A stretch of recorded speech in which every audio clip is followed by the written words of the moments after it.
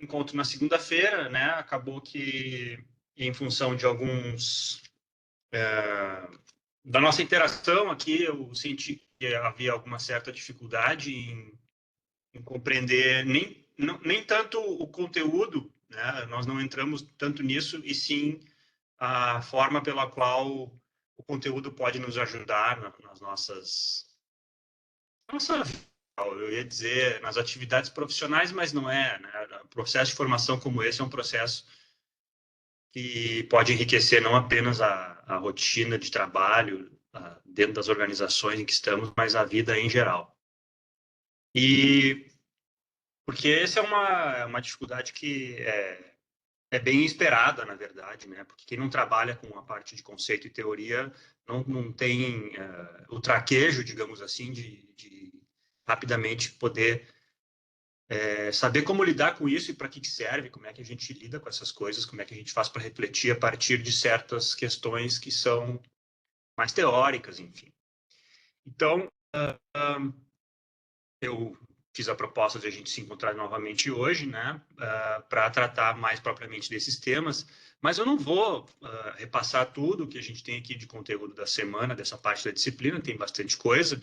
Eu vou fazer um comentário mais geral, especialmente focado no conteúdo da apostila. Vou comentar muito rapidamente o conteúdo do artigo, e depois eu vou abrir para questionamentos que vocês tenham especificamente em relação ao conteúdo, para a gente poder fazer algo mais direcionado, né, e potencializar nosso encontro. A apostila, né, a parte que está organizada para essa parte da disciplina, que começa na parte 4, no módulo 4, inicia tratando da presença da organização burocrática na administração pública brasileira, que conforme está ali no material, e eu já comentei também, isso tem início propriamente no governo de Getúlio Vargas, lá na década de 30, quase 100 anos atrás, né, em que, em 1938, o governo cria aquele famoso departamento, famoso para quem estuda isso, né, porque é realmente um momento marcante da administração pública brasileira, que é o Departamento de Administrativo do Setor Público, DASP, que inclusive foi chefiado por um gaúcho, né, nós que gostamos tanto de nos orgulhar dos nossos feitos. Foi um gaúcho de Pelotas chamado Luiz Simões Lopes, que era uma espécie de braço direito do Vargas, que foi nomeado para tocar o DASP, e o DASP surge como um órgão de assessoramento direto do presidente. E o DASP é um espaço em que vai aglutinar técnicos que vão passar a fazer intercâmbios com os Estados Unidos, trazendo todo esse pensamento administrativo que, na verdade, é um pensamento que tenta organizar a burocracia.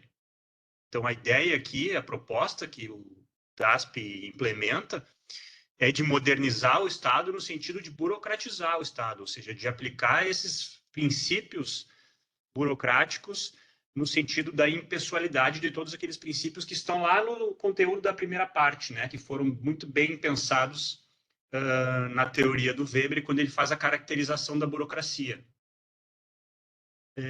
Tentando, de certa maneira, e tem até seria interessante depois eu passar para vocês, tem algumas imagens muito simbólicas disso, inclusive tem uma cerimônia que o Getúlio Vargas promove assim que ele assume o poder, que chama cerimônia de queima das bandeiras, em que bandeiras de estados foram queimadas, simbolicamente representando o fim dos poderes regionalizados, dos poderes de coronéis, dos poderes do patrimonialismo, e o início de um poder centralizado, que é algo mais diretamente vinculado a que seria o Estado moderno, liberal e burocrático, que é a centralização do poder no Executivo Federal, e combatendo, então, o caciquismo, né? Ele usa algumas expressões no discurso dele, combatendo esses poderes regionalizados, que são aqueles poderes que a gente conhece como algo mais clientelista, né? De senhores patrimonialistas.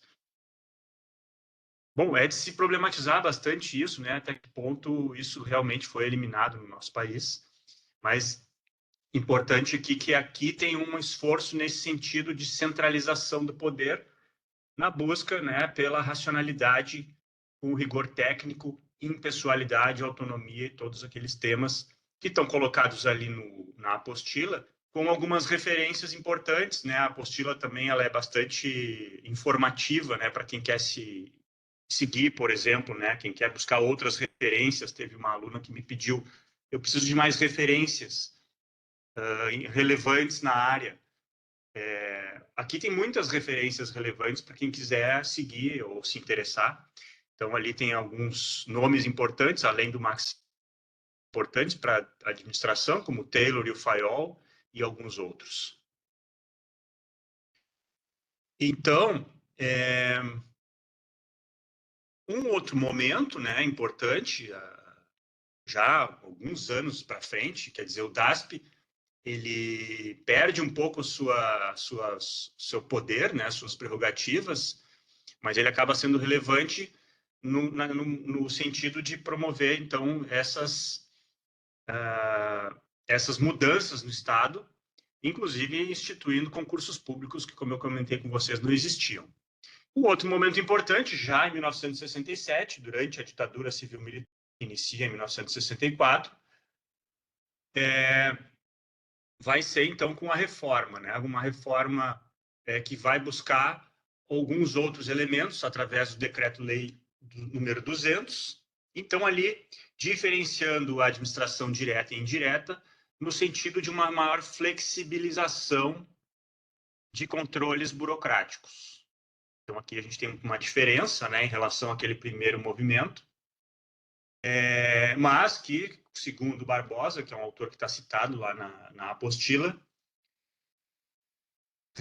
busca essa maior eficiência na administração pública, porém abre oportunidades para a captura de interesses privados, né? A captura do Estado por interesses privados em função da dificuldade de alguns controles que seriam necessários para que essa flexibilidade não fosse capturada. Aqui tem alguns elementos importantes dessa reforma, no artigo da Elvia Fadul, isso também está bastante explicado, né? É importante mencionar, estou lá na página 26 da apostila, né, que conforme ainda o Barbosa, né, a reforma pretendia inicialmente repassar ao setor privado a maior parte das funções executivas do Estado, embora ela pretendesse, né, fazer isso, inexistia no mercado serviços exigidos, o que acabou resultando, então, na expansão de empresas estatais. E também fomentou o surgimento de empresas destinadas exclusivamente à execução de serviços para o governo federal. Então, aqui tem início uma ação complicada entre empresas privadas criadas para atender às necessidades do governo federal, uma relação, né, entre o privado e o público que abre espaço para corrupção também, né? E a criação de empresas estatais destinadas a realizar serviços necessários, mas com um caráter mais flexível, né? Aqui começa a surgir a ideia da autarquia, né? Algo que uma empresa que precisa, uma organização pública, mas que precisa de flexibilidade, né? Precisa de autonomia. E vai mencionar também que aparece ali, então, o que ele chama de uma perigosa oportunidade para a expansão de órgãos da administração indireta, né? Que são dotados de autonomia, mas num contexto político que é autoritário, e por ser autoritário, ele dificulta o controle social. Ele dificulta aquilo que a gente vai ver lá na administração, no modelo da administração societal, né? Um controle social, uma participação mais ativa da sociedade, o que poderia ser o mecanismo de controle, né, de segurança, no sentido que os interesses privados não se expandam para dentro do interior do Estado. Para dentro do interior é redundante. Não se expandam para o interior do Estado.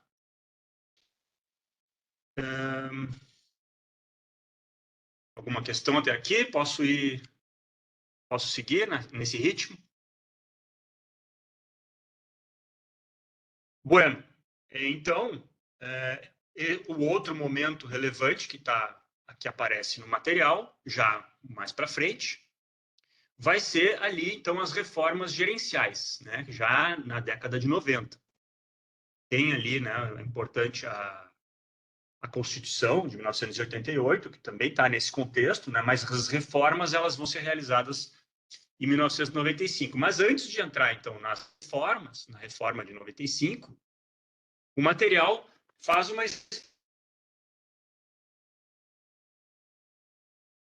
que a gente poderia dizer, né? O material faz uma pausa nessa apresentação do que acontece nas reformas, de como é que das mudanças que são promovidas, para fazer um percurso mais teórico, porque isso é necessário para compreender a reforma gerencial de 1995. E essa digressão mais teórica visa, então, aprofundar um pouco, né, apresentar conceitos relevantes de contexto. Um contexto global, podemos dizer assim, que é a emergência daquilo que vai ficar conhecido como neoliberalismo. No sentido de a gente poder entender um pouco o que é o neoliberalismo, um pouco da diferença disso, o liberalismo não chega a tocar muito nisso, né? Mas apresenta alguns marcos de princípios do neoliberalismo, alguns marcos de documentos, né, como o Consenso de Washington, de eventos e documentos que vão balizar políticas em vários países, para a gente poder entender as influências que vão mobilizar a reforma de 1995. Então, em relação ao neoliberalismo, o material vai apresentar aqui algumas considerações do Puello Socarrá, que é um cientista político colombiano. Ele vai apresentar ali o início, né? Ele é um estudioso do neoliberalismo, então ele vai identificar, né, o início em que isso acontece bastante também a partir de ideólogos, de intelectuais que vão se constituir numa sociedade, ou seja, num grupo que vai promover algumas questões relevantes como uma plataforma ideológica, né? A Sociedade de Montpellier, lá em 1948 ainda, né? Que se começa a discutir essas questões, mas tem alguns momentos históricos que vão trazer isso que vem sendo discutido desde o início, desde o final da década de 40, que vão trazer isso à tona. Então, o neoliberalismo vai passar a ser algo que de fato, uma doutrina, podemos dizer assim, que de fato passa a orientar políticas, e esses momentos importantes são em 1973, que é o choque do petróleo, a crise, né, promovida pelo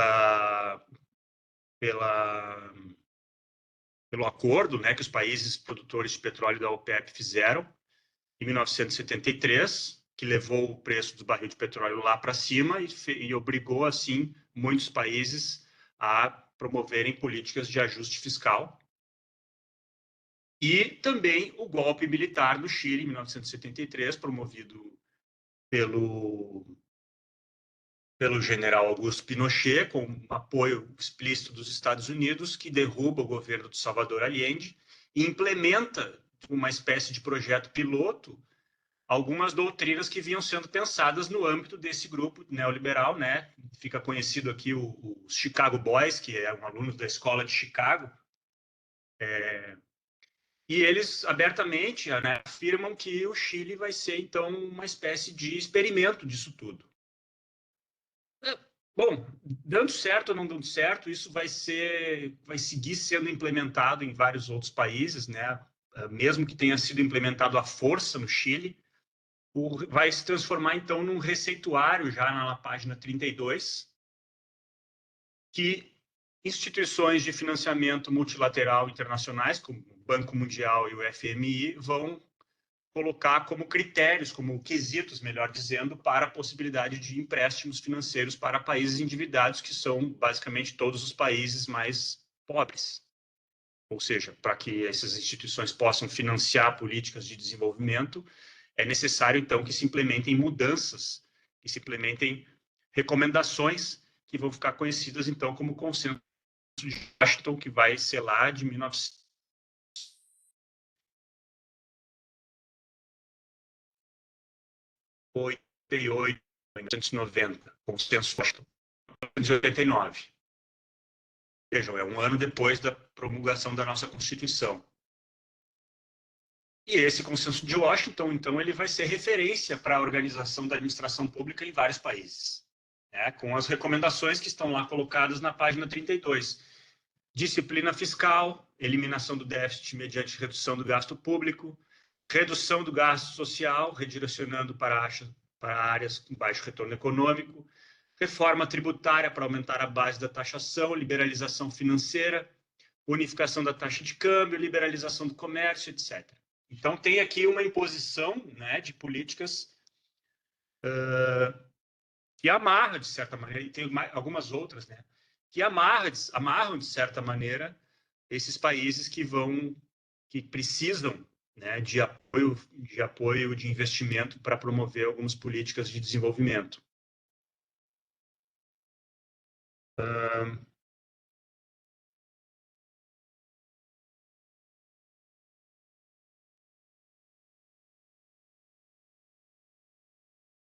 Tem algumas outras questões aqui, eu não vou dar um salto aqui para a gente poder abrir para perguntas e comentários.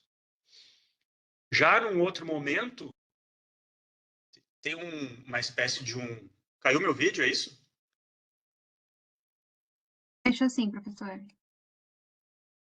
Eu vou... Só um instantinho que eu vou botar aqui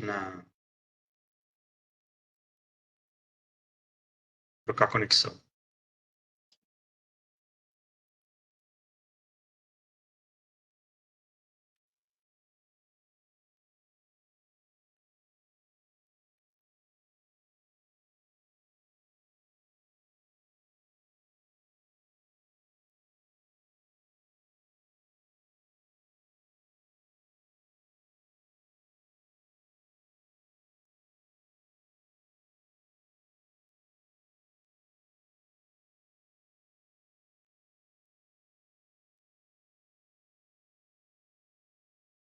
Oi, me ouvem?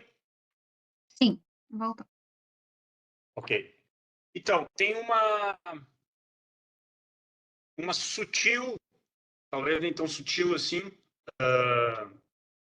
inflexão, a gente poderia dizer, no âmbito digamos assim, dentro do próprio neoliberalismo, que vai aparecer um pouco mais para frente, já na década de 2000, que é o que está aparecendo ali na página 34, que vai ser um consenso ampliado, né? Que vai ser uma segunda geração que vai rever algumas coisas dentro do neoliberalismo,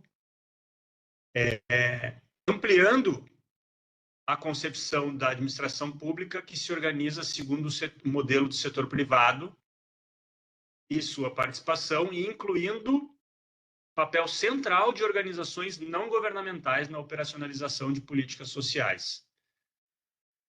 Então, em 2004, tem uma reformulação do Consenso de Washington, né? Vai ficar conhecido como pós-Consenso de Washington, com alguns outros intelectuais, digamos assim, mais moderados, talvez, né? Como os Stiglitz e o Paul Krugman, uma outra percepção.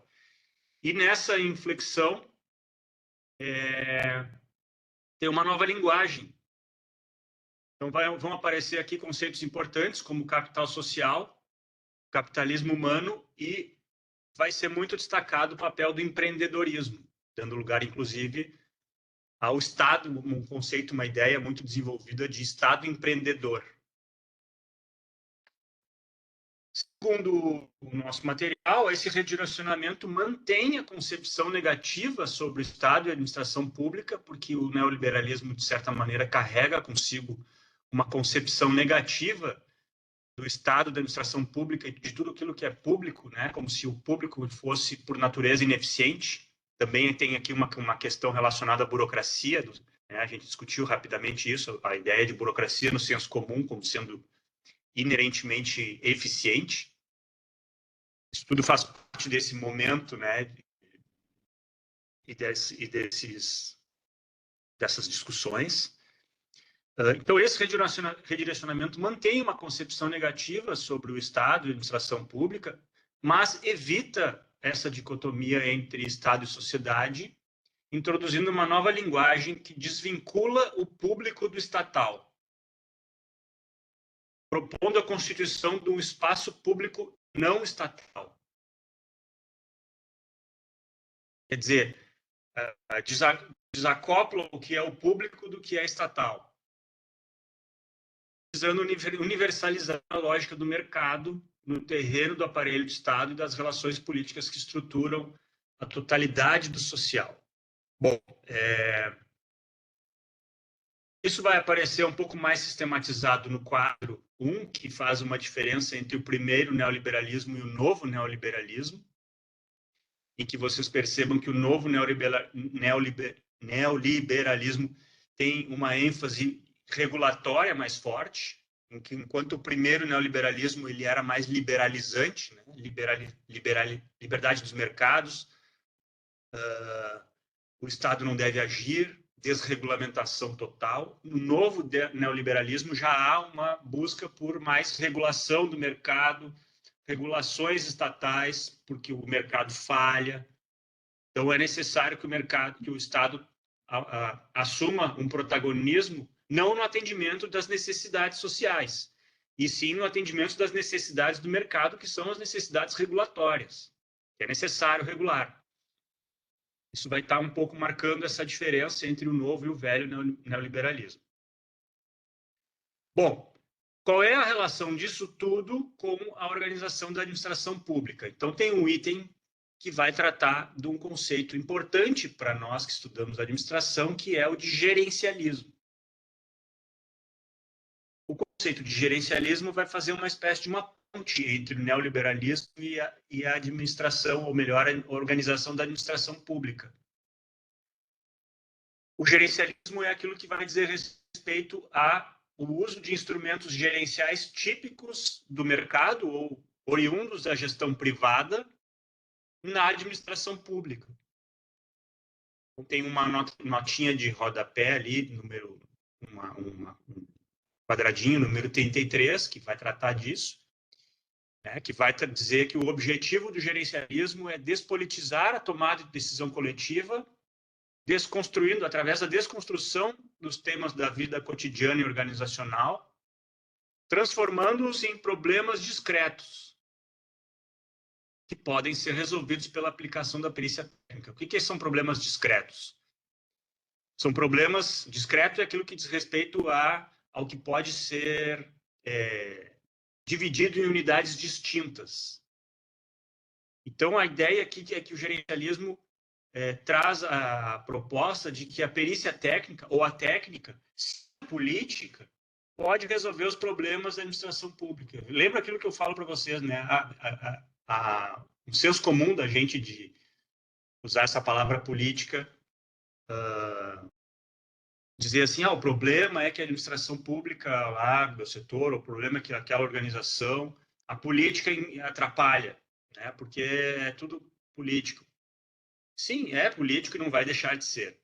Então, esse senso comum de que a política tem essa carga negativa que atrapalha também faz parte desse grande pacote aqui, e o gerencialismo é essa perspectiva que visa tentar despolitizar as questões da administração pública para resolvê-las meramente com a perícia técnica. Então, a gente pode pensar, discutir se isso é possível, né? Se a técnica está descolada da política. E se a administração pública pode ser não política. Mas a ideia aqui vai levando a administração pública para esse lado.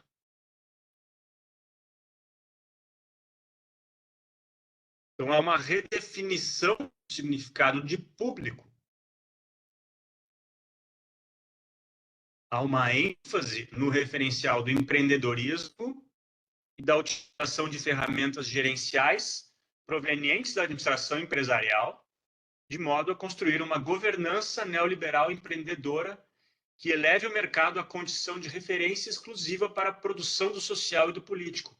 Governança é outro conceito importante que vai emergir aqui, nesse contexto.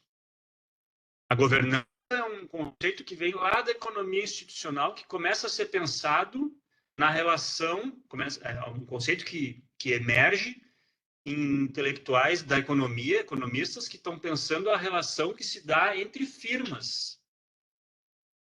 Essa é a origem da ideia de governança, mas ela vai passar a ser adotada também na administração pública de modo a, de certa forma, substituir aquilo que é o governo. Porque a governança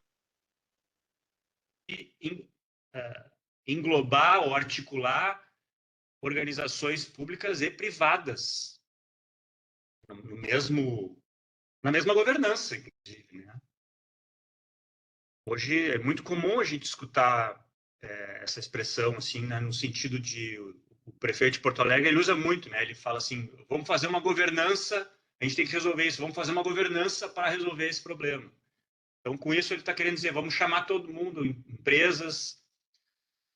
De certa maneira, isso se refere do que é o governo, mas quem pode se perguntar isso? Quem é o governante eleito para governar? É o governo ou são todos os atores que compõem uma governança?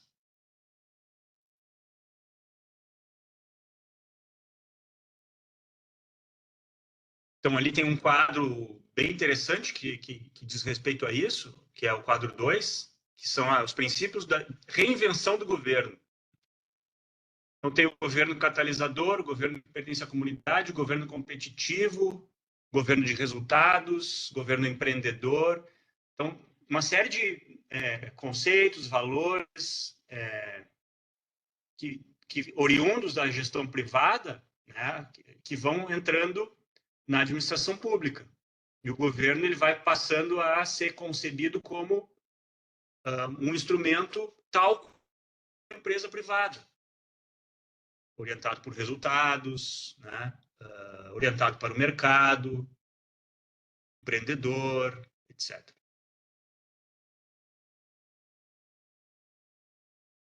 Também importante aqui, então, ser o paradigma pós-burocrático, que vai aparecer lá na página 37, uma outra perspectiva que faz parte também tem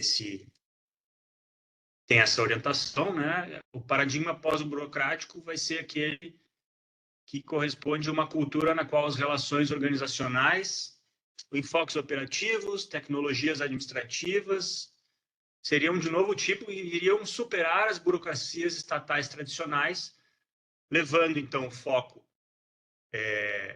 a perspectivas do cliente. Então, a gente vai ver muitas organizações do setor público utilizando esse conceito de cliente, né? Não mais de usuário. Então, mudando a natureza da relação que ela estabelece com aqueles a quem ela atende, definida por resultados, com criação de valor e etc. Competição para obter mais negócios.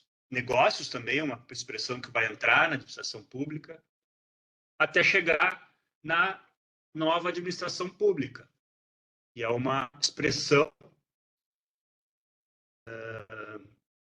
definida pela substituição dos métodos burocráticos por métodos manejados pelo mercado para a provisão de bens e serviços produzidos pelo governo.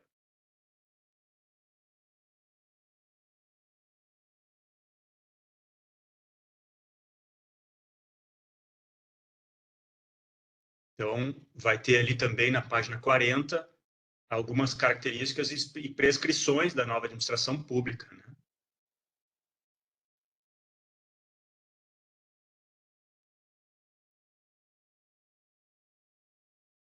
E, no Brasil, o Luiz Carlos Bresser Pereira, que foi o ministro do governo Fernando Henrique Cardoso, ministro de Planejamento, que foi quem liderou a reforma gerencial de 1995, um economista,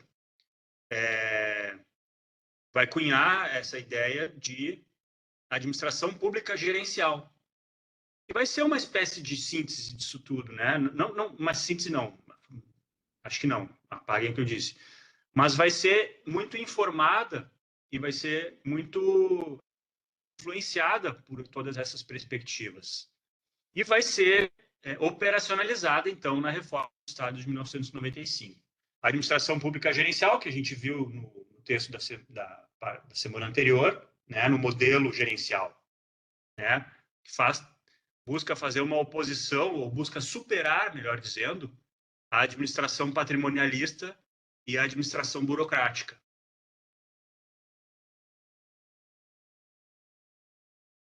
Então, no quadro 5, na página 41, há uma síntese das propostas da administração pública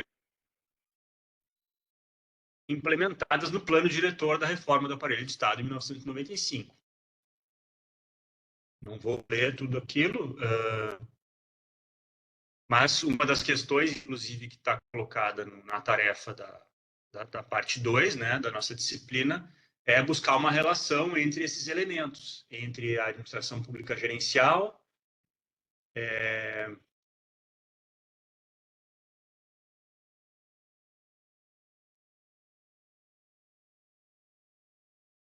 a nova administração pública e como é que isso se expressa no plano diretor da reforma do aparelho de Estado.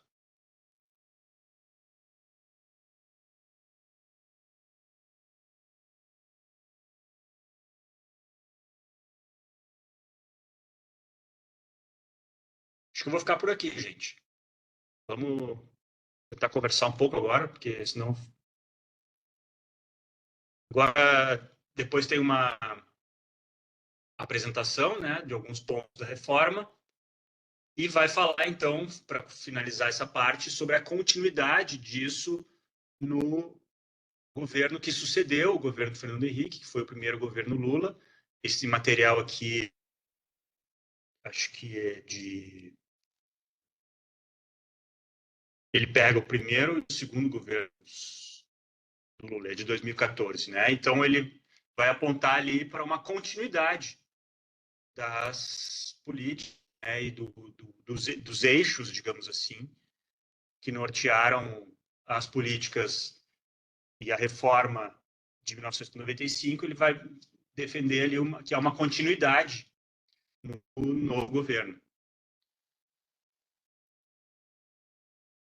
Bom, acho que é uma síntese, né, que eu fiz aqui um rápido panorama do material da apostila. O artigo da Elvia Fadu e do Antônio Ricardo Souza vai fazer um mapa conceitual, vou apresentar mapas conceituais das reformas. Eu não vou entrar neles agora.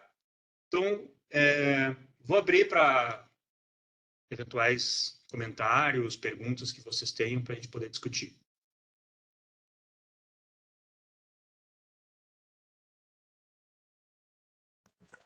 Professor, me ouve? Vocês me ouvem? Graziele, sim, estou te ouvindo. Boa noite. Boa noite. Então, eu li o material e achei muito interessante, assim, porque eu trabalho hoje na Secretaria de Planejamento, Governança e Gestão do Governo do Estado, e eu consigo visualizar tanto as questões burocráticas de divisão de tarefa, de hierarquia, de impessoalidade, né, e da formalização dos atos. Eu acho que, nesse sentido, eu sou bem contrária àquele um senso comum, assim, aquele senso comum de que burocracia é ruim, né? Realmente, burocracia, às vezes, ela pode ser ruim quando levada ao extremo, mas ela é, diríamos assim, o que eu entendo que é o que garante, em parte das vezes, um processo mais, assim, menos cheio de vícios, assim, no sentido de que você tendo que passar por vários, diríamos assim, ter várias manifestações dentro de qualquer tipo de processo que é inaugurado dentro da administração pública, ela permite que sejam dadas diferentes visões ou vieses, né, dentro de um mesmo assunto. Eu acho que realmente a burocracia ela não é de toda ruim, como foi tratado no texto, assim. Claro que tem coisas que foram exacerbadas de tal forma que acabam dificultando, né? Dentro ali da questão do plano diretor de reforma do Estado, né, da questão do neoliberalismo, também consigo identificar, né, a questão ali do neoliberalismo, de enxugar a máquina pública. Hoje a gente, por exemplo, tem na minha carreira mais inativo do que ativo, né, mas eu não consigo entender uma coisa e talvez eu gostaria que o senhor me auxiliasse, né. Dentro diríamos, dos preceitos, está a condição de que o Estado começa a atuar só diríamos assim, na prestação de serviços públicos específicos, né? Então, a gente vê ali que boa parte dos serviços começam a ser, não terceirizados, mas começam a ser prestados por instituições sem fins lucrativos, enfim.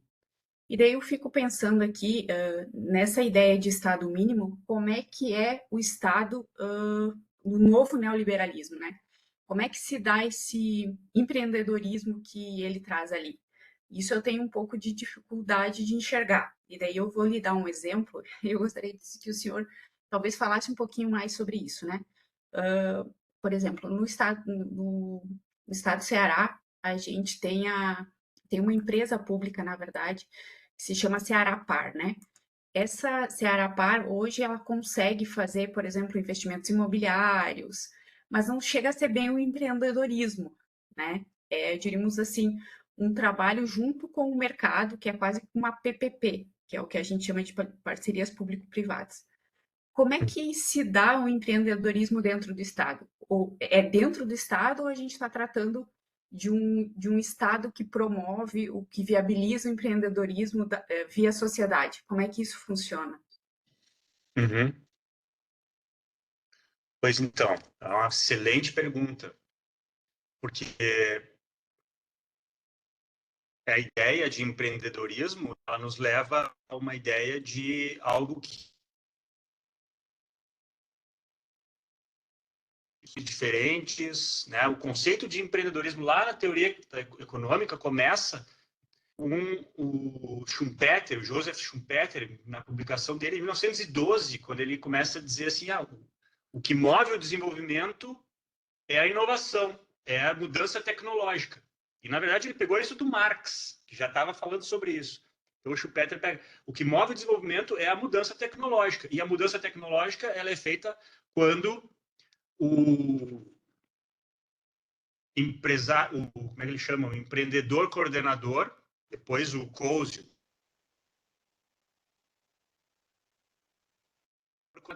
aquele que consegue juntar os fatores de produção de uma maneira diferente.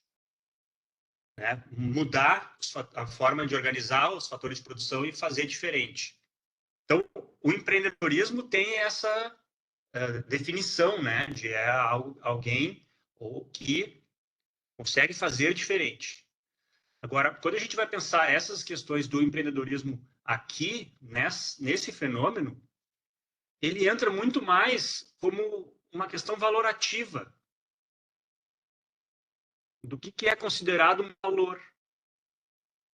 Então, há uma individualização das ações, há uma espécie de um ethos, se eu pudesse dizer assim, um ethos empreendedor em que não mais estamos num coletivo, a organização não é mais um coletivo, o Estado não é mais um conjunto de organizações que pode tentar pensar coletivamente os direcionamentos que quer dar para a sociedade. E sim, há um processo pelo qual se vai fragmentando a política a ponto de que somos ou deveríamos ser todos empreendedores. Então, dentro das organizações, passamos a atuar como também empreendedores. Então, buscando soluções não coletivas, mas individuais para resolver.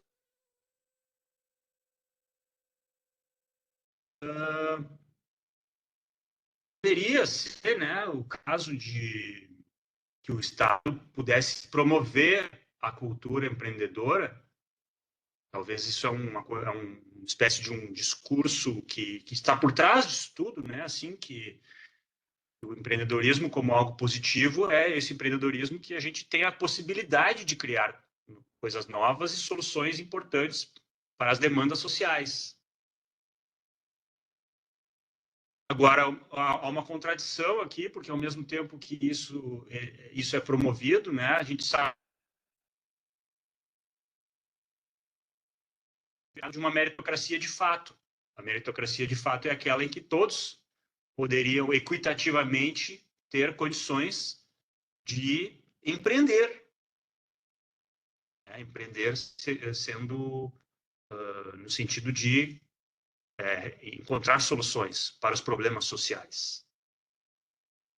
Não sei se eu estou no sentido da tua inquietação, assim, porque tem algumas coisas bem difíceis, né? Ao mesmo tempo que o Estado como o âmbito da política, né, ou a administração pública como o âmbito em que se deve definir as questões sociais, precisa, por isso, ser inerentemente política e coletiva, a promoção do empreendedorismo nos leva para esse outro lado, que é o lado da busca individual pelas soluções. Porque nós não empreendemos coletivamente. O empreendedor, a figura, né, a ideia de empreendedor é individual. Então tem uma contradição aqui. Não, perfeito, professor. Até eu entendo também que para você empreender de forma individual, você tem que diminuir muito a burocracia, né?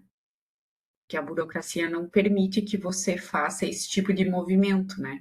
Então, dentro do Estado, pelo menos dentro do Estado em que eu trabalho, a gente, pelo menos nesse momento, eu vejo uma dificuldade em empreender, né? A questão da proposição, de você fazer propostas diferentes, elas, no meu entendimento, e acho que existe inovação nesse sentido dentro do Estado brasileiro, mas eu não vejo exatamente como empreendedorismo no que diz respeito assim, a origem da palavra. Eu vejo como uma inovação.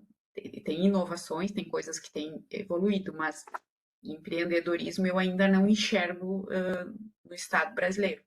Mas sim, professor, o senhor me respondeu. Entendi a sua colocação.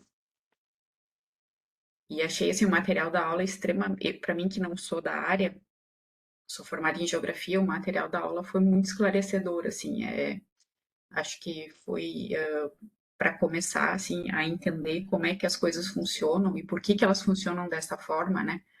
Para mim foi assim muito gratificante ler e entender como é que a gente chegou no ponto em que a gente chegou hoje. Então foi bem interessante. Bom, era essa.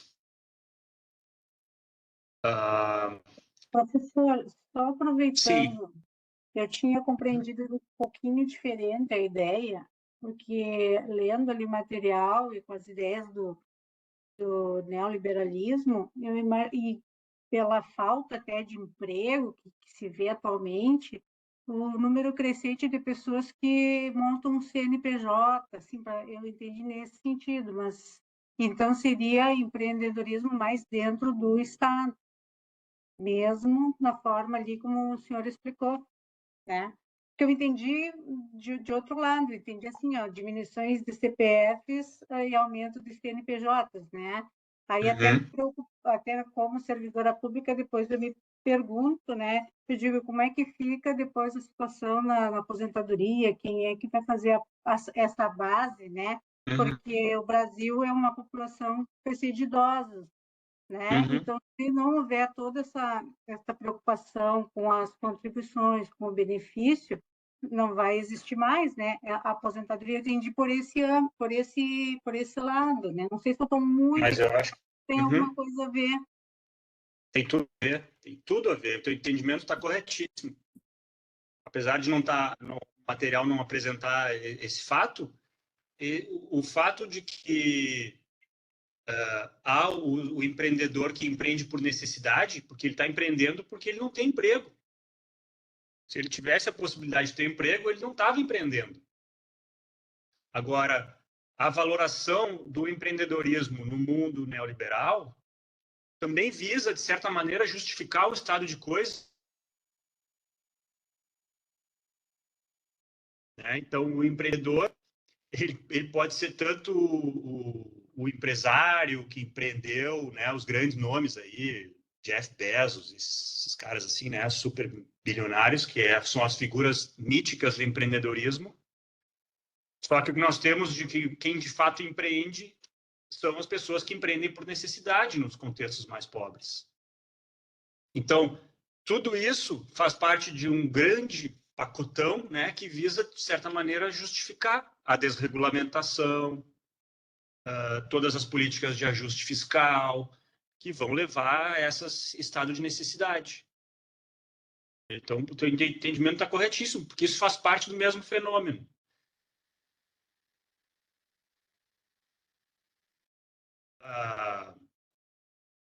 tá dentro desse fenômeno e não tem tantas responsabilidades assim em relação a isso. Porque é isso, né? A uberização, né? Tem muito estudo agora sobre os trabalhos de plataforma, né? Que estão dentro desse escopo também, né? O Uber, então, o motorista de Uber é um empreendedor. E isso acaba sendo transmitido com uma carga de valoração positiva. Só oculta contradições importantes, né, da nossa sociedade. Obrigada, professora.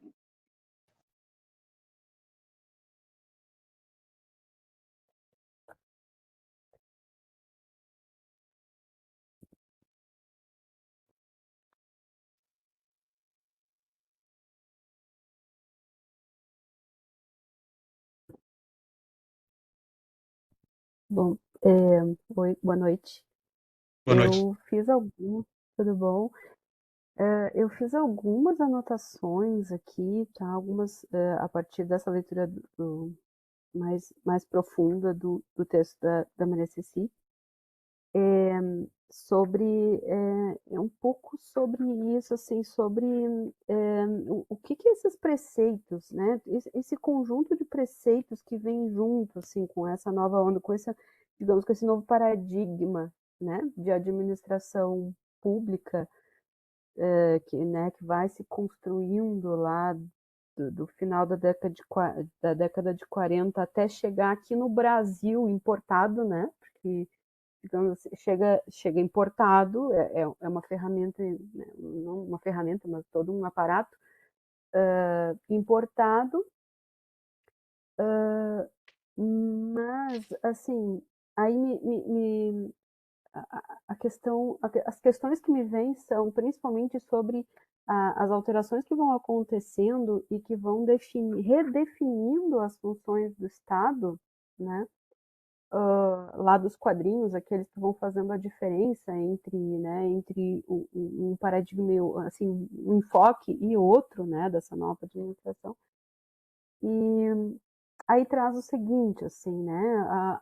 Bom, então o Estado passa, né, a ser não mais voltado, não mais passa a ser repensado, então ele precisa ser repensado por analogia ao funcionamento de uma empresa privada, né? Com toda a ênfase na eficiência e tal, ok, até aí ok. Mas aí quando começa assim, né, de que o Estado precisa ser voltado a atender uma missão, ele precisa ser o governo precisa ser orientado, né? O governo precisa ser orientado por missões com enfoque em resultados. Aí os usuários do serviço não são mais usuários, são clientes, né? Os beneficiários das políticas públicas já não são mais políticas públicas também, mas são, né, se muda a concepção disso também. A minha questão mais bom, a partir de então, quem é que define qual é a missão do governo? Quem é que vai fazer? Quem são os definidores dessas novas missões do governo, né? Quem vai estabelecer os objetivos? Todo mundo é considerado cliente ou aqueles que, digamos assim, não ascendem sequer o status de trabalhador, por exemplo, justamente porque falta emprego, também está nesse status de cliente? Resultados, quem é que define quais são os resultados, entende? Porque me parece que isso isso não prescinde de um projeto maior, né? Mas nós não temos um projeto de nação, pensando assim, um projeto coletivo, pensando, né? As coisas mudam conforme se altera um governo, né? Se muda conforme o enfoque político de cada, né? Político partidário, digamos assim, de cada governo, né? Bom, daí quem seriam esses agentes? Me parece que esses agentes se tornam ocultos aí, entende? Quem define o que é a missão do Estado, quem define quais são os objetivos, que resultados vão ser esses, né? primeiro ponto, eu acho que depois eu vou para os outros, mas eu acho que eu poderia primeiro parar por aqui, esse meu primeiro conjunto de questionamentos aqui em relação ao texto. Bom, eu não vou conseguir responder todas as suas perguntas, tá? Inclusive, muitas delas eu acho que elas são perguntas que podem ser. Eu comentar na nosso último encontro, né? As coisas que estão colocadas aqui, elas não vão dar respostas imediatas para as questões que os desafios que vocês encontram, cada um na sua prática cotidiana e tal. Mas algumas perguntas que tu fazes aqui, eu acho que elas, por elas terem um alto grau de elas serem bastante genéricas, né? Assim, né? Elas são bastante amplas, talvez elas possam ser propensas a uma reflexão mais de singularidade, né? Ou seja, naquilo que tu faz, essas perguntas elas podem te tentar trazer algumas reflexões. Agora, quando tu mencionas que há agentes ocultos, né? Não, assim, há agentes de poder. Aí é uma questão de quem tem poder nas definições estratégicas mais importantes, no nosso caso aqui, né, no nosso país. Quem tem poder para definir aquilo que vai ser implementado pelo governo. Isso é identificável. Ainda que alguns agentes não apareçam muito, né, mas é possível a gente entender, o que vai nos levar a voltar para o patrimonialismo. Né? Sabemos disso. Vai nos obrigar a pensar novamente no patrimonialismo, numa administração patrimonial, e aquela sabemos que muitas dessas definições são dadas também em relações patrimonialistas, né? Na interface que se estabelece entre quem detenha propriedades e quem está no governo. Então, é ali que se dá as definições mais amplas. Agora, são definições de curto prazo. Isso tu tem razão também, concordo contigo. Né? Não são definições que entram na constituição de um projeto de nação. São definições de atendimento de interesses particulares.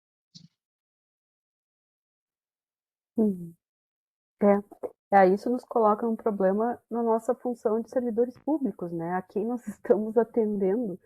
Isso nos coloca num problema, assim, né? De fato, o que a gente está fazendo, o que nós somos demandados a fazer, atendem de fato a um social, mas ou é um social circunscrito justamente a quem tem o poder, né? O que já manda no Brasil desde 1500, né?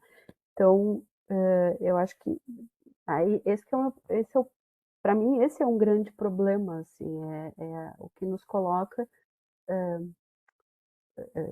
que se coloca para mim, no caso, né, na minha reflexão, que se coloca para mim como, bom, a quem eu atendo desse lugar que eu ocupo, né? E partindo do pressuposto que o serviço público foi todo reorganizado, né?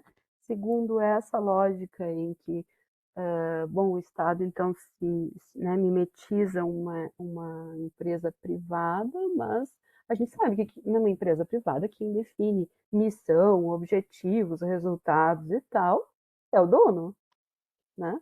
É o dono do capital, ou enfim, o conselho de, né, stakeholders, sei lá, né?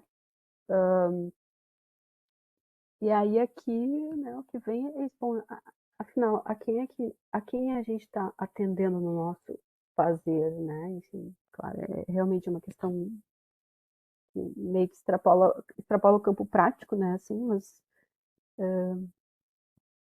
mas que a partir dessa leitura toda que abre um leque, um campo assim para, né, principalmente a gente pensando que na ponta aqui a gente é muito constrito por regras e normas e procedimentos e prescrições do que fazer, né? Então, enfim. É isso que eu fiquei, que a minha cabeça ficou aqui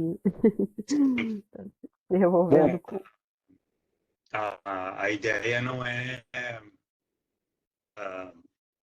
essa angústia, né? Bom, agora tá, digamos assim, né?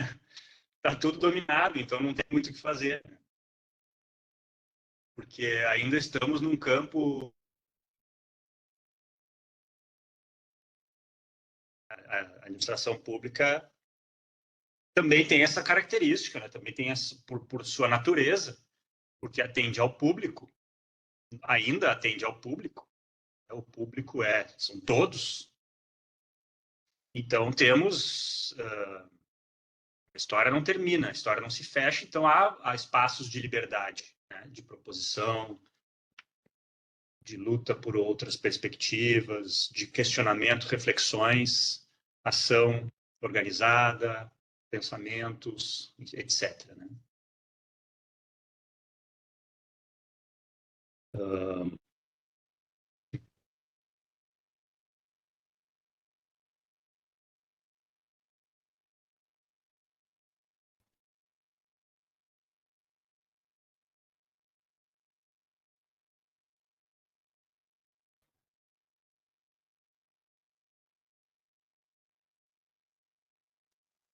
O que mais?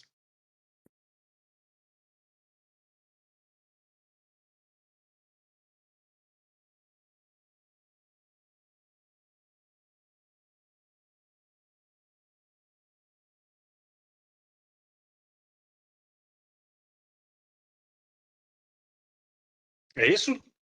Podemos encerrar?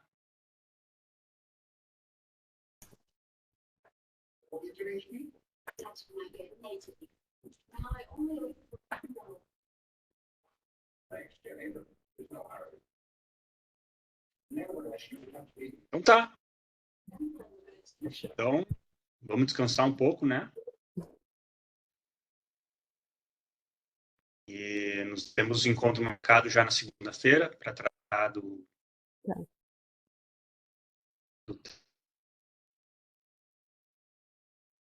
isso, né?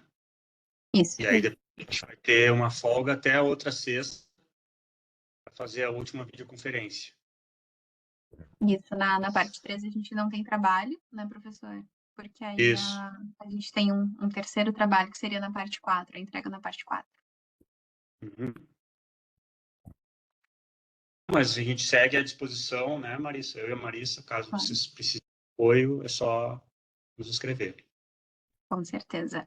Bom, amanhã eu já disponibilizo essa gravação, então, para quem não conseguiu acompanhar, e a gente tem um trabalho, então, para ser entregue no domingo até as 23h59, né? Era um trabalho para ser entregue hoje, e a gente prorrogou, então, para domingo, para que vocês conseguissem ter acesso a essas explicações, essas discussões da aula. Certo? Só para lembrá-los. Então tá. Obrigado, Obrigada. Marissa.